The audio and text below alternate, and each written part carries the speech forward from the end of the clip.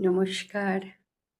ঠাকুর, মা, স্বামীজিকে আমরা প্রণাম জানাচ্ছি। প্রণাম জানাচ্ছি নিজ নিজ গুরুদেবকে, প্রণাম জানাচ্ছি শ্রীমকে।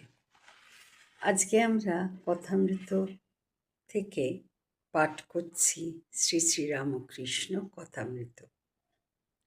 শ্রীরামকৃষ্ণ আমাদের বোঝাচ্ছেন সকলই ঈশ্বরাধীন, তাঁরই লীলা।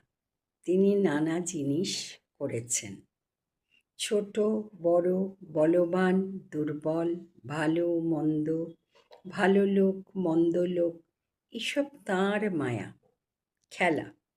এই দেখো না, বাগানের সব গাছ কিছু সমান হয় না। যতক্ষণ ঈশ্বরকে লাভ না হয় ততক্ষণ মনে হয় আমরা স্বাধীন। এ ভ্রম তিনি রেখে দেন। তিনি না হলে পাপের বৃদ্ধি হতো,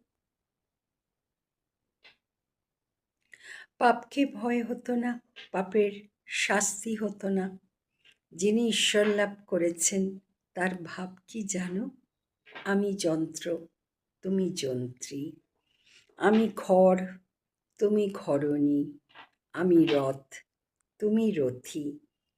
যেমন চালাও তেমন চলি, যেমন বলাও তেমন বলি। জয় ঠাকুর, জয় ঠাকুর, জয় ঠাকুর।